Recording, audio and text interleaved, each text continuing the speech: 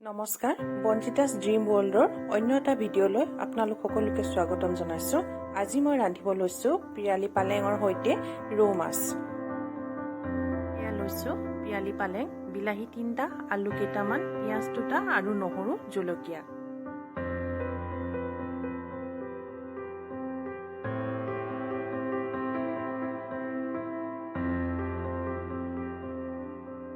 আৰু মাছকেইটা নিমখ হালধিৰে ভালদৰে সানি লৈছোঁ।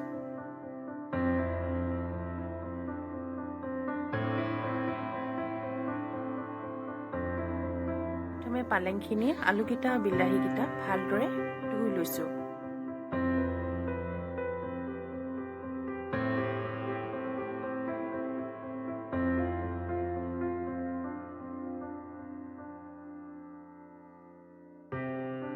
লোৱাৰ পিছত পালেংখিনি, আলু আৰু বিলাহীখিনি কুচি কুচিকৈ কাটি লৈছোঁ।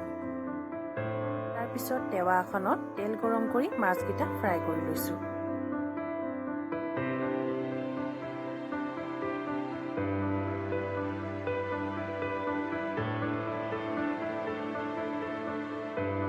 কেৰাহী এখন পাতি দিছোঁ, তাত অলপমান জোখমতে তেল দিছোঁ।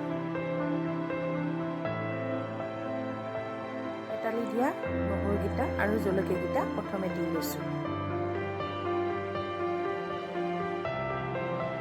তাৰপিছত দিছোঁ পিঁয়াজ।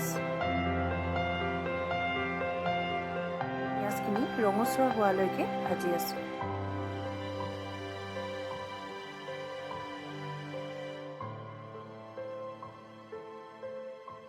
ৰঙচুৱা হোৱাৰ পিছত তাত দিছোঁ বিলাহী।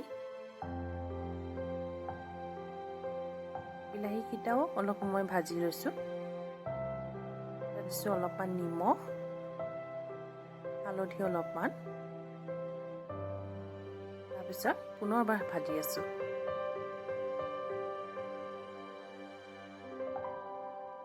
আলুকেইটা প্ৰথমে দি লৈছোঁ। অলপ সময় লৰাই দিছোঁ। তাৰপিছত পালেংকেইখিলাও দি দিছোঁ। এই পালেংবিধ শৰীৰৰ কাৰণে বৰ উপকাৰী হয়। অলপমান ভাজি লোৱাৰ পিছত ঢাকন এখনে ঢাকি দিছোঁ। ঢাকনখন উদঙাই পুনৰবাৰ অলপ সময় লৰাই লৈছোঁ। তাতে দিছোঁ গৰম পানী।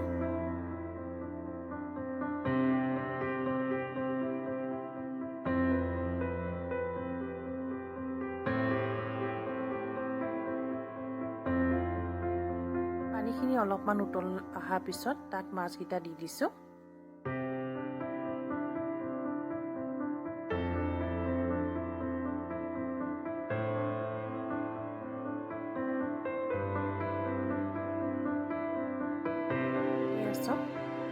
আমাৰ পিৰালি পালেং ৰেচিপিটো ভালদৰে হৈ গৈছে। আলুকেইটাও ভিজিছে।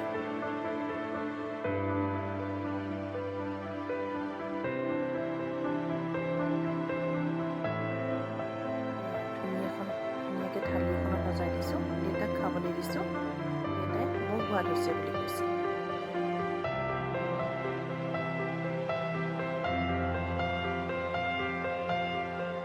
আপোনালোকেও ঘৰত বনাই খাই চাবচোন আৰু